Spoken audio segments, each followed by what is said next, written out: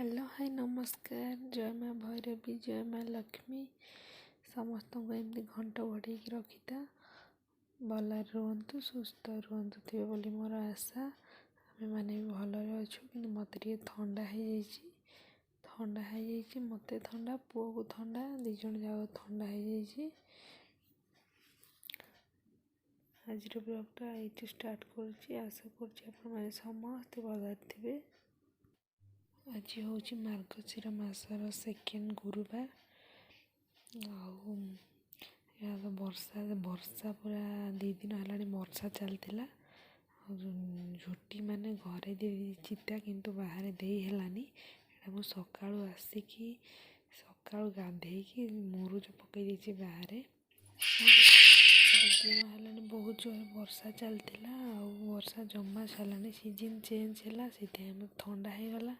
ता पूर्व दिन थिला अष्टमी राति उठी गाधेली पुणी बुधवार दिन मुंड धोईकी गाधेली गुरुवार सफा हेनी कहीं चुटी तो सफा हेनी से बुधवार दिन गाधे मत जेहेतु जोर ठंडा हो जाता पुओ को भी ठंडा हो जाता कारण छोट छुआ मेडिसिन नाई ना मो मेडिसिन खाले ताको ही भल हम मो मेडिसिन खाइला ता देह भी भल हो मो देह भी भल हो आपण मैंने जापारे मोर ठंडा माने भॉइस रू केमती ठंडा जोर होता यहाँ बो आमर बाहर माने बाट पूजा करी सूर्य को भी पानी देदेले तुलसी चौरार भी पूजा करी घर को पलि घरे पूजा कर सासू बहु मिसिकी पूजा कलु कहीं मु 3टा राति माने 12टारे शोली सब कम सारिकी 12टारे शोली माने जमा निद हलानी 3टा बेले खाली ठंडा होती बारंबार निदरा भांगी जाऊला 12टारे शोली 3टा बेले उठिली 3टा बेले उठिकी पुओ भी जोर ठंडा हो जाता पुओ भी उठी पड़ता बारंबार एमती भी मु पूजा कर पार था कहीं पुओ अजा थे पुओ गोटे धर दौले आम दिज ये है किसी भी हो पार ना से बोर आगुरी एक्सपीरियंस अच्छी मु तो ये 2-3 वर्ष है पूजा करना से बो पूजा कले मु सब हेल्प कली सब जिनस हेल्प कली एबे घर पूजा कर बाहर पूजा सरी सारा बाहर माने ठाकुर को लक्ष्मी माँ को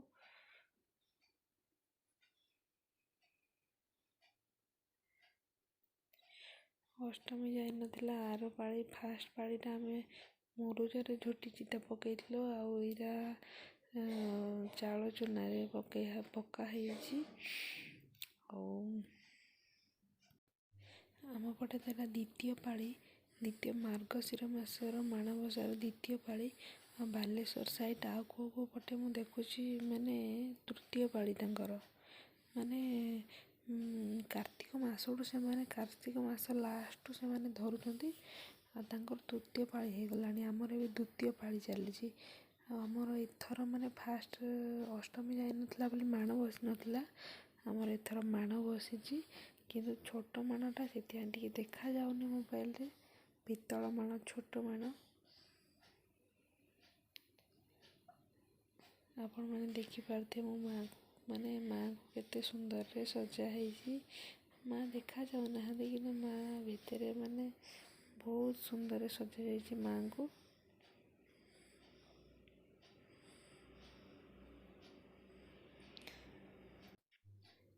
बहु आसिले बोली मु सब किछि करि पारली नले मु किछि भी करि पारना थांती पुओ को धरिकी पुओ छोट होइछि ना ठंडा भी होइछि से माने नाकटा जाम हो जाउतला बारंबार उठी पड़ुतला माने गाधे माने बाथरूम पशिछि पुओ उठी पइला उठिकी गाधे बो गाधे सारे बो आसिक धरले मो 3टारू निद भांगला 3:30 बेले गाधे जल्दी पूजा कर पुओ उठी पइला नाकड़ा जाम होता छोट छुआ जमा माने शोने बड़ लोक मैंने ठंडा हेल्ले केमती लगुच छोट छुआ सी कौन जानी तो एमती भी ताको धीरे शुआ हो गला आम आमर सासू बहु मिसिकी पूजा स्टार्ट कलु 5टा 5:30 बेले आमर पूजा सब सरी जाइला आम बाल माने बाल भोग लगे सारा शंकुड़ी भोग आमर होइतला କାକରା ପିଠା କ୍ଷୀରି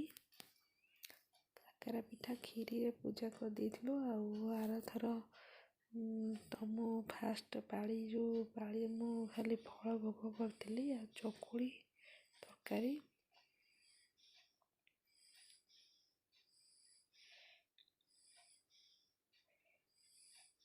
ଏଇଟା ବୋଉଠି ଅରୁଆ ଚାଉଳ କ୍ଷୀର ଅରୁଆ ଚାଉଳ ଟିକେ ଦେଇ ଦେଉଛନ୍ତି। ଏଇଟା କ୍ଷୀର ଢାଳୁଛନ୍ତି। ଆପଣମାନେ ତ ଭିଡ଼ିଓ ଦେଖୁନାହାନ୍ତି କି ଲାଇକ୍ କରୁନାହାନ୍ତି, ସେଇଥିପାଇଁ ଇଚ୍ଛା ବି ହେଉନି ଭିଡ଼ିଓ କରିବାକୁ। ଆହୁରି ଏଇଟା ମୋର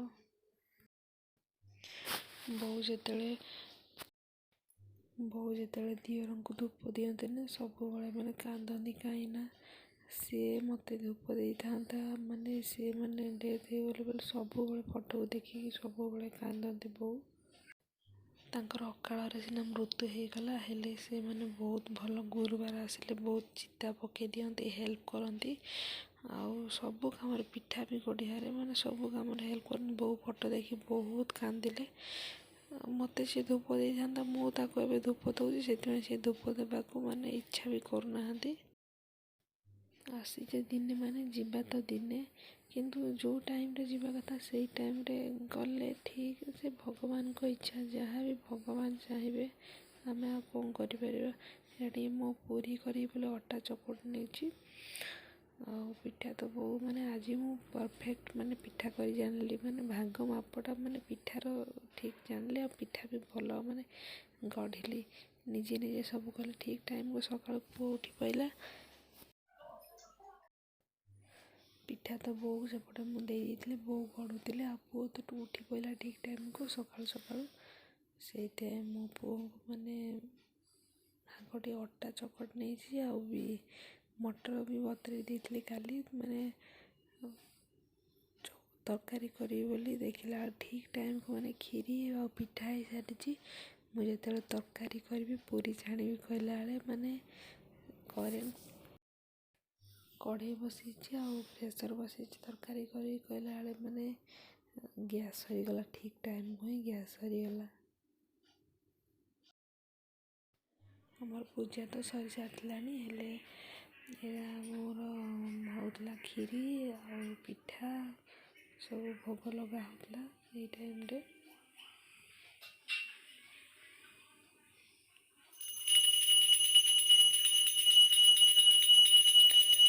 ମୋର ଫାଷ୍ଟ ଭିଡ଼ିଓଟା ଗୁରୁବାର ଫାଷ୍ଟ ପାଳି ଭିଡ଼ିଓଟା କପିରାଇଟ୍ ଲାଗିଯାଇଥିଲା, କାହିଁକିନା ଗୀତ ବାଜୁଥିଲା, କପିରାଇଟ୍ ଲାଗିଯାଇଥିଲା।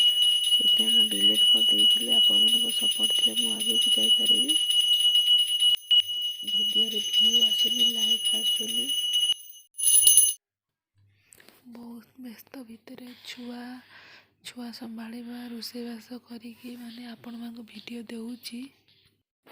ଆପଣମାନେ ଭିଡ଼ିଓ ଦେଖୁନାହାନ୍ତି କି ଲାଇକ୍ କରୁନାହାନ୍ତି। ମୋର କିଛି ଫଳ ମାନେ ତା'ର କିଛି ମିଳିପାରୁନି, ସେଇଥିପାଇଁ ଭିଡ଼ିଓ କରିବାକୁ ଇଚ୍ଛା ହେଉନି। ବହୁତ ମାନେ ଟାଇମ୍ ବି ଲାଗୁଛି। ଟାଇମ୍ ବାହାର କରିକି ମୁଁ ଭିଡ଼ିଓ ଏଡ଼ିଟିଂ କରୁଛି।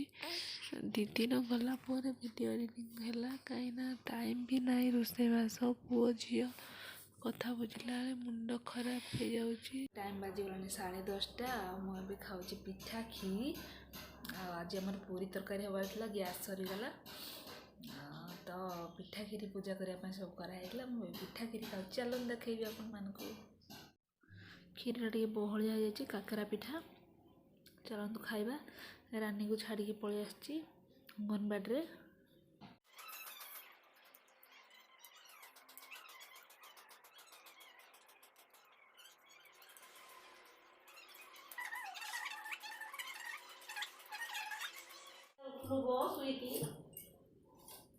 ଭାଙ୍ଗି ନାହିଁ ତ ମୁଠି ଦେଲା ଦେଉଥିଲା।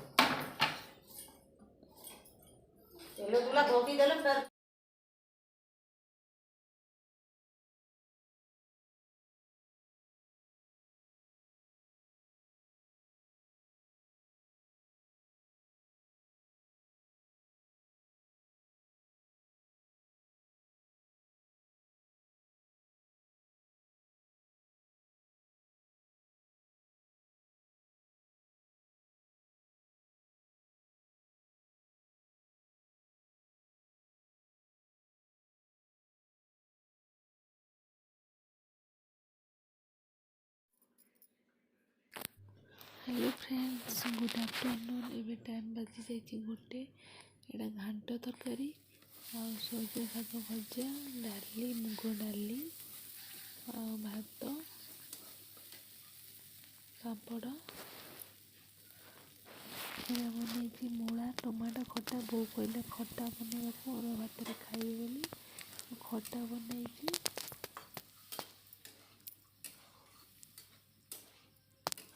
कोसला शाग, सोरिष शाग भी माँ लक्ष्मी माँ बहुत पसंद।